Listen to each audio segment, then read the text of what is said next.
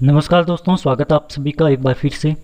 पीछे वाली वीडियो में दोस्तों हमने अध्ययन किया था कि जो सल्तनत कालीन साहित्य था इसके बारे में अध्ययन किया था। आज दोस्तों कुछ महत्वपूर्ण प्रश्न उसी टॉपिक के लेकर आया हूँ। पहले टॉपिक होएगा और उसके ऑब्जेक्टिव टाइप प्रश्न आगे वाली वीडियो में मैं आपके सामने शेयर करूँगा। तो पूरी वीडियो को दोस्तों ध्यान से देखिए, सारे ही प्रश्न आपके लिए महत्वपूर्ण साबित होने वाले। एक एक प्रश्न जो आया है प्रत्येक किसी न किसी एग्जाम में आ रखा है। तो पहला प्रश्न है, निम्न में से कौन सा सुमेलित नहीं है। एक साइड विदेशी यात्री दे रखे हैं और एक साइड दे रखे हैं इनका स्वदेश। तो पहला दे रखा है एल बरूनी उज्बेकिस्तान, बिल्कुल सही है, ये आपको मैंने बताया था। मार्को पोलो इटली का निवासी था। मार्को पोलो जो कि आपको पता है पांड्य राज्य के अंदर आता है। और इब्न बतूता ये मोरक्को का निवासी था। और अब्दुल रज्जाक ये तुर्की का निवासी, इसने बताया है, आपको पता है अब्दुल रज्जाक जो कि विजयनगर के अंदर आता है। और ये यहाँ का था, ईरान का था। तो इसने तुर्की दिया, ये हो जाएगा चौथा इसके अंदर गलत। स्कूल व्याख्या था 2015 के अंदर ये आया था एग्जाम के अंदर। सारे ही प्रश्न दोस्तों पूछे गए हैं कहीं ना कहीं, तो पूरी वीडियो को ध्यान से देखते रहना, सारे ही प्रश्न आपके लिए महत्वपूर्ण साबित होने वाले हैं। अमीर खुसरो निम्नलिखित में कौन सा एक अलाउद्दीन की खिलजी की सैन्य अभियान के बारे में से संबंधित है। तो आपको बताया था मैंने, खजाइनुल फतूह है, ये किसके बारे में है, अलाउद्दीन खिलजी के सैन्य अभियान के बारे में। और यदि मिफ्ता उल फतूह की बात की जाए दोस्तों, तो मिफ्ता उल फतूह जलालुद्दीन खिलजी के सैन्य अभियान की जानकारी हमें देता है। तीसरा है इसके अंदर एक ऑप्शन नूह सिपिहर, तो इसने खुद को भारत का तोता किसके अंदर कहा है, नूह सिपिहर के अंदर कहा है। तो इस तरह से ये है, सारे आपको ऑप्शन व्याख्या बता दिए। तुगलकनामा का लेखक कौन है, तो तुगलकनामा का लेखक कौन है, अमीर खुसरो। और तुगलकनामा की जो ग्रंथ है ये किसके काल में लिखा गया था, तो ये लिखा गया था गयासुद्दीन तुगलक के काल के अंदर। चौथा प्रश्न है दोस्तों, अल बरूनी निम्नलिखित में से किन धार्मिक रीतियों के प्रचलन का वर्णन किया है। दैनिक यज्ञ का, व्रत का, दान का और तीर्थ यात्रा का। तो इसके अंदर आपका सही उत्तर रहेगा दोस्तों पहला। इसने चारों ही जो है दैनिक यज्ञ, व्रत, दान और तीर्थ यात्रा, चारों का वर्णन अल बरूनी द्वारा किया गया था। आगे वाला प्रश्न है दोस्तों, मोहम्मद गोरी की भारतीय विजयों तथा नव स्थापित तुर्की राज्य का प्रत्यक्ष विवरण निम्नलिखित में हमें किस ग्रंथ के अंदर प्राप्त होता है। तो इसका उत्तर दोस्तों रहेगा आपका, देखो, फ़क्र ए मुदब्बिर, कामिल उल तारिक, तबकात नासिरी और किताब उल यामिनी, चार इसके ऑप्शन है। तो आपका सही उत्तर इसके अंदर जाएगा तबकात नासिरी, जो मिनहाज की किताब है, इसके अंदर आपका सही उत्तर जाएगा, जो कि नव स्थापित तुर्की राज्यों का प्रत्यक्ष विवरण प्रस्तुत करता है।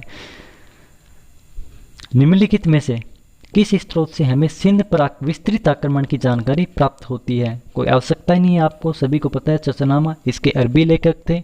लेखक का नाम हमें पता नहीं है, लेकिन इसका जो अनुवाद है वो बाद में किया गया था कूफी के द्वारा।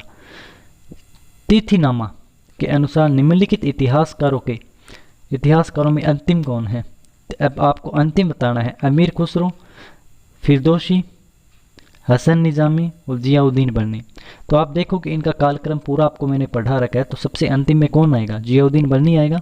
मिनहाज उस सिराज कौन थे, एक महान कलाकार थे, प्रख्यात स्थापित थे, एक सफल प्रशासक थे, या घटनाओं के वर्णनकार थे।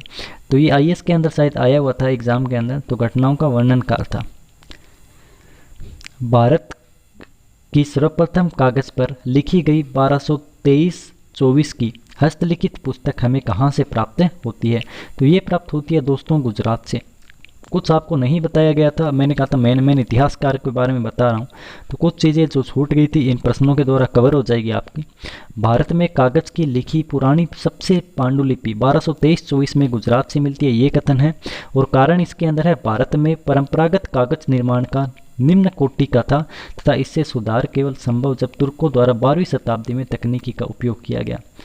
तो ये कहा गया है ए और आर दोनों ही सही है तथा आर ए का सही स्पष्टीकरण है। तो इसके अंदर ये हो जाएगा। सबसे पुरानी पांडुलिपि कहाँ से प्राप्त की गई थी, 1223 और 24 में, यह गुजरात से हमें मिली थी। आगे वाला दोस्तों 11वां प्रश्न है, अमीर खुसरो की रचनाओं में हिंदी के पद समाहित हैं। अमीर खुसरो ने हिंदी के प्रति आदर प्रदर्शित किया है। तो इसका हो जाएगा कथन और कारण दोनों ही सही है, और कारण जो है कथन की सही तरह से व्याख्या करता है, पहला इसका सही हो जाएगा। अब आपको पता है एक तरफ सूची दे रखी है और एक तरफ ये इतिहासकार दे रखे हैं। तो आपको पता है बंदायूनी की पुस्तक नहीं बताई थी, लेकिन बंदायूनी की पुस्तक मुतक़ाबुल तारीख है जो मुग़लकालीन इतिहासकार है। इसामी की फुतूह सलातीन है, तो ये बी से आपका दूसरा मिल गया। इसके आगे ऑप्शन दे रखा है, तो बी का इसमें देख लो आप, 2 में आ रखा है बी का दूसरा, तो इस तरह से मिला लेना दोस्तों। ये वाला थोड़ा सा आप सॉरी ऊपर है इसका, हाँ ये है, तो ये वाला मिला लेना दोस्तों इसके अंदर आप। प्रश्न नंबर 13 में दे रखा है दोस्तों, निम्नलिखित में से किस लेखक के प्रसिद्ध पुस्तक किताब उल हिंद किसने लिखी थी? तो किताब उल हिंद किसकी पुस्तक लिखी गई है? किताब उल हिंद पुस्तक लिखी गई अल बरूनी की। अल बरूनी ने पुस्तक अंग्रेजी में अनुवाद किसने किया है? प्रश्न ये है। तो अंग्रेजी में अनुवाद किसने किया था? शचाऊ ने किया था। सबसे पहले यही आपको बताया था। आगे वाला प्रश्न है दोस्तों, एक तरफ लेखक का नाम दे रखा है, एक तरफ ये है। तो फिरदौसी ने कौन सी पुस्तक लिखी थी? शाहनामा।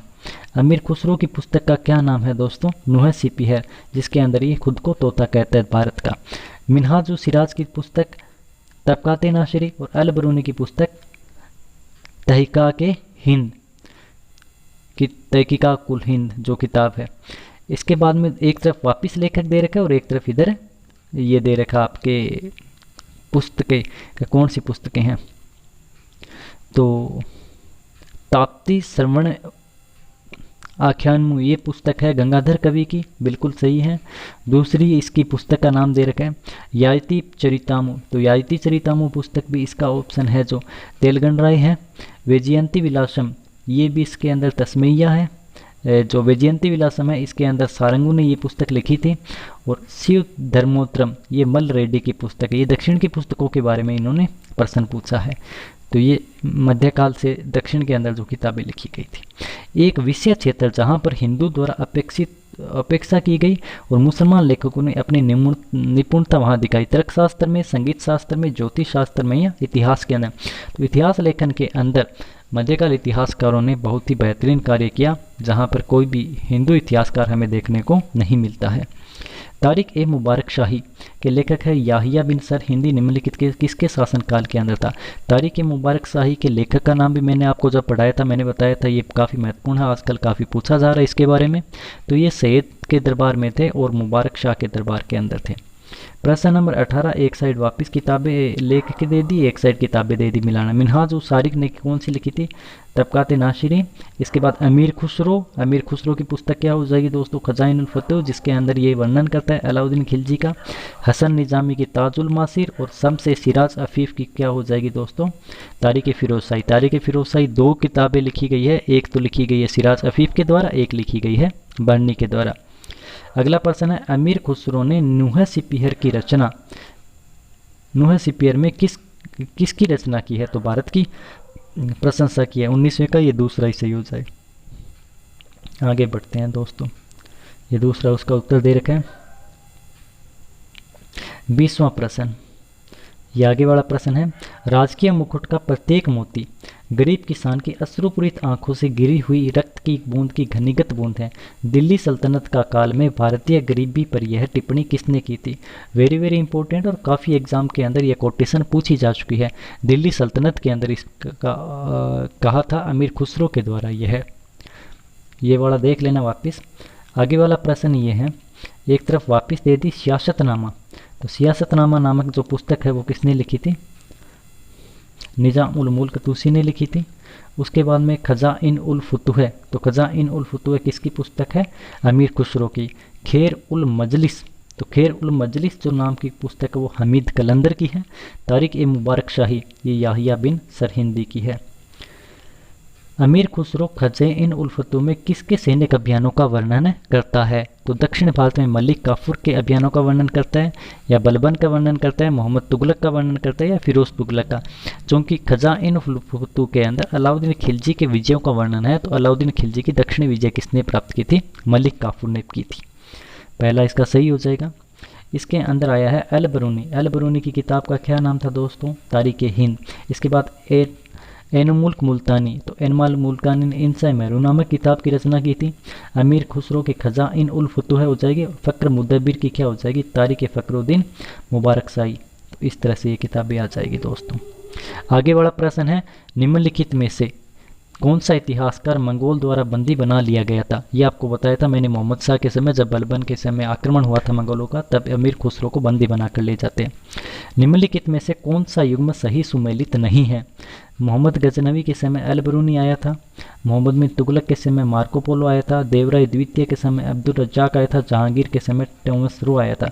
तो इसके अंदर जो दूसरा है दोस्तों, मोहम्मद बिन तुगलक के समय मार्को पोलो, ये आपका गलत हो जाएगा, और बाकी सारे जो हैं सही सुमेलित हैं।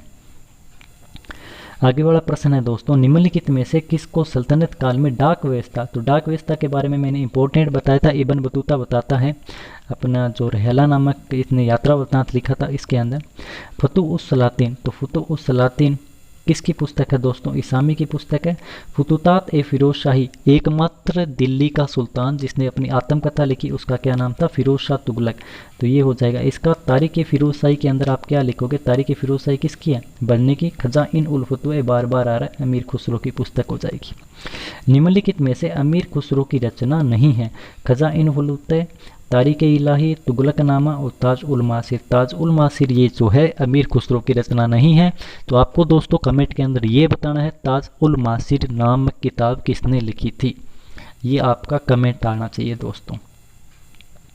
आगे वाला प्रश्न है 29वां प्रश्न, निम्नलिखित में से किस ग्रंथ में आदर्श सुल्तान के, ये मैंने बताया था कि आदर्श मुसलमान शासकों का गुणों का यदि प्रश्न आता है तो आपको क्या लिखना है, तो कौन सी पुस्तक के अंदर है? फतवा ए जहांगीरी। फतवा ए जहांगीरी के अंदर ये पुस्तक किसके द्वारा लिखी गई है? बर्नी के द्वारा। बर्नी ने 2 पुस्तकों की रचना की थी, तारीख फिरोज शाही, फतवा ए जहांगीरी की। निम्नलिखित को सुमेलित कीजिए, उनसे कोटों का मिलान कीजिए। ये है पहली पुस्तक, इसके अंदर है ताजुल मासिर। तो ताजुल मासिर किसने लिखी थी दोस्तों? हसन निजामी की। तबकात नासिरी, तबकात नासिरी किसकी हो जाएगी? मिनहाजुद्दीन सिराज की। तीसरी पुस्तक फुतुह उस सलातीन इसामी की हो जाएगी, और चौथी पुस्तक है तारीख फिरोज शाही, ये किसकी हो जाएगी? शिराज अफीफ की। 2 पुस्तकें लिखी गई है, बार बार बता रहा हूँ आपको, तारीख फिरोज शाही, एक अफीफ की और एक बर्नी की है।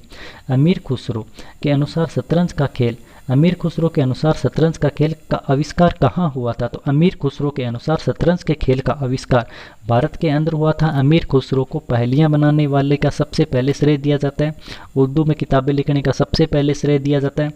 अमीर खुसरो ने हिंदुस्तान की प्रशंसा की है नूह सिपियर के अंदर, ये सारी चीज़ें आपको बता रखी है। इसके बाद तुर्कों के शासनकाल में राजकीय भाषा क्या थी? तो तुर्कों की जो राजकीय भाषा है ये थी फारसी। तुर्कों की राजकीय भाषा कौन थी? फारसी थी। और तुर्कों की मातृभाषा क्या थी, ये आपसे पूछे तो तुर्कों की मातृभाषा क्या हो जाएगी? तुर्की। और तुर्कों की व्यवहारिक भाषा जो बोलचाल की भाषा थी वो क्या थी? तुर्कों की बोलचाल की भाषा अरबी थी। तो ये तीनों चीज़ों आपके समझ आ गई होगी। इसके बाद है 33वां प्रश्न, निम्नलिखित में कौन सी संरचना अमीर खुसरो की नहीं है? ये प्रश्न वापस रिपीट हुआ, तो इसका वापस हो जाएगा ताजुल मासिर। विल्हण, तो अच्छा ये प्रश्न आ गया दोस्तों प्राचीन भारत से संबंधित, तो इसका हो जाएगा विल्हण किसके दरबार में था? तो विक्रमादित्य षष्ठ के दरबार में था। जयदेव किसका दरबारी था? तो बंगाल के लक्ष्मण सेन का दरबारी था। क्षेमेंद्र किसके दरबार में था? कन्नौज के गोविंद चंद्र के दरबार में था। सॉरी, ये जो क्षेमेंद्र है ये कश्मीर के अनंत वर्मन के दरबार में था, और श्रीहर्ष जो है वो कन्नौज के गोविंद चंद्र के दरबार में था। तो इसका सही उत्तर हो जाएगा दोस्तों चौथा, विल्हण आपका आ जाएगा चौथा, और फिर तीसरा, और क्षेमेंद्र जो है कश्मीर का अनंत वर्मन में आ जाएगा, और श्रीहर्ष है वो कन्नौज के गोविंद चंद्र में आ जाएगा। इसके बाद में है बलबन की सार्वभौमिकता तथा राजकीय नीति को जानने के लिए मूलभूत स्रोत क्या है? तो बलबन की सार्वभौमिकता और राजकीय नीति को जानने के लिए हमें बर्नी की तारीख फिरोज शाही पुस्तक के द्वारा हमें वर्णना मिलती है। आगे बढ़ा है, कृषक वर्ग की कोई महिला बिना आभूषण के नहीं देखी जा सकती, यह कथन किसका है? तो यह कथन किसने क्या कहा था? अफीफ ने कहा था। और अफीफ ने किसके लिए कहा था? फिरोज तुगलक के शासनकाल के लिए कथन कहा था, ये ध्यान में रखना दोस्तों। प्रश्न नंबर 37, हिंदी में कविता और पहेलियां लिखने का प्रथम मुस्लिम कवि कौन है? यह भी आपको बताया था, अमीर खुसरो। समकालीन इतिहासकार जियाउद्दीन बर्नी और शम्स ए सिराज अफीफ ने अपनी पुस्तकों को निम्नलिखित में कौन सा एक समान नाम दे दिया है? तारीख़ फिरोज़शाही, बार बार आपको बता रहे हैं। रेहला के लेखक कौन है? 39वां प्रश्न, तो रेहला के लेखक कौन हो जाएंगे? Ibn Battuta. फारसी का होमर किसको कहते हैं? तो फारसी का होमर किसको कहते हैं? अमीर खुसरो को। पद्मिनी प्रकरण, पद्मिनी प्रकरण का उल्लेख किसने किया है? चूंकि देखिए पद्मिनी प्रकरण का सबसे पहला उल्लेख आपको पता है मलिक मोहम्मद जायसी की पद्मावत में 1544 में मिलता है, लेकिन कुछ इतिहासकार मानते हैं कि अमीर खुसरो द्वारा भी पद्मिनी का उल्लेख किया गया था। क्योंकि अब इसके अंदर अमीर खुसरो ही है जो अलाउद्दीन खिलजी के बारे में वर्णन करता, आपको पता ही है, तो इसका सीधा सीधा उत्तर क्या चला जाएगा? अमीर खुसरो। एक मध्यकालीन इतिहासकार साहित्यकार जिसने अपने पीर शेख निजामुद्दीन औलिया की मृत्यु का समाचार पाते ही अपने प्राण त्याग दिए थे और उनके पीर के मकबरे में उनको दफनाया गया था, उनका नाम क्या था? इनका नाम था अमीर खुसरो। तो धन्यवाद दोस्तों, ये कुछ 40-42 प्रश्न थे, ये आपको मैंने सोल्व कराए। प्रश्न और भी बहुत है साहित्य के, लेकिन अब प्रश्न तो आप करते ही रहोगे, अपनी बुक से प्रैक्टिस सेट आपके आते रहेंगे। मैं आपको लगभग थ्योरी करवा दूंगा, कुछ इंपॉर्टेंट प्रश्न है उसके बाद मैं वो करवा दूंगा। धन्यवाद दोस्तों, बने रहिए और लाइक और कमेंट शेयर करना न भूलिए। मिलते हैं फिर एक नए टॉपिक के साथ, नई वीडियो के साथ। तब तक दोस्तों धन्यवाद।